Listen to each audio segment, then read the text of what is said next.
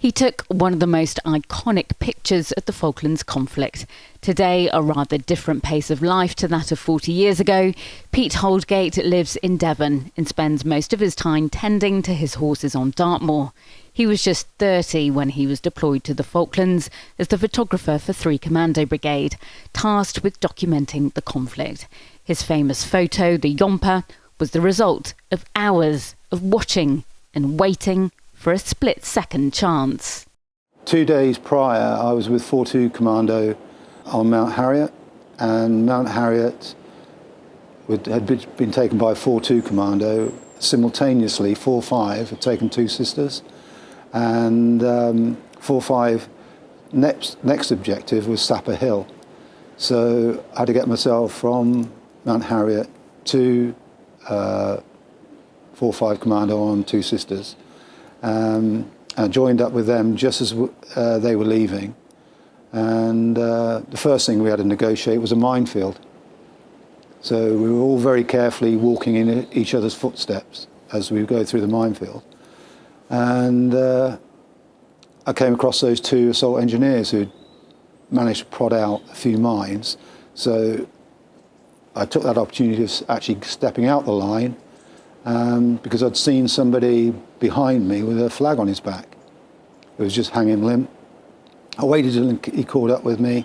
He wasn't looking particularly happy, as none of us were. We hadn't had any sleep for 2 days, 2 nights. And we were cold, wet. So I dropped in behind him and again, just followed his footsteps. Once we got out of the minefield and got onto the track going down towards Moody Brook, you could see Stanley in the background, smoking and burning, and the wind just filled the flag, and it made the picture. I managed to get one off in black and white and one in colour transparency. A petty officer and Royal Navy commando at the time, the Yomper was just one of thousands of images he captured during the war, and he still has one of the cameras he used. This is my trusty old Nikon F2, which I bought in Hong Kong, in Kowloon, and I think it was 79 when I bought it. How many kind of rolls of film did you have to take, and how did you go about storing them properly?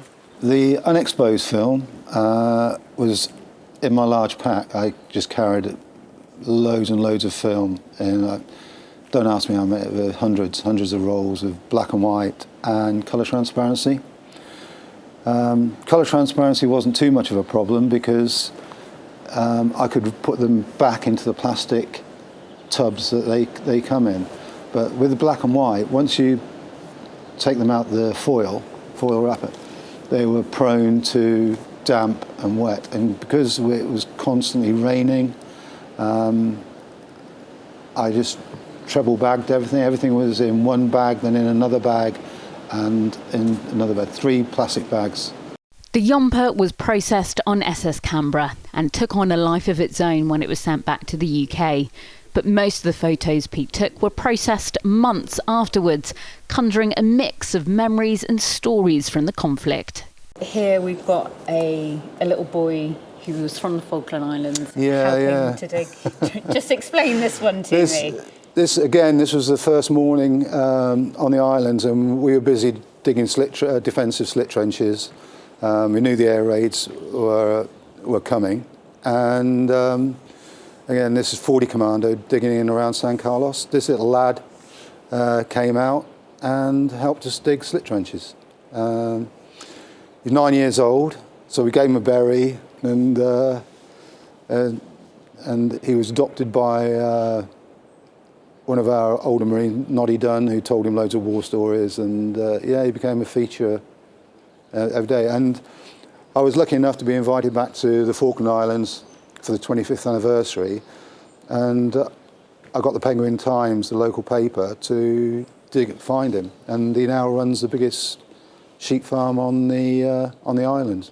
He's huge. He's mad. He's got hands like shovels. And when I met him, I gave him a framed picture, and he just broke down in tears. It was quite moving, actually. And I was introduced to his wife and his daughter. with 3,000 sheep in a shed. But no, he was, and he just couldn't stop saying thank you. You know, it was quite humbling, really. From the extremely personal to the prominent image that became synonymous with the Falklands, Pete Holdgate captured it all. Bryony Williams, Forces News, Devon.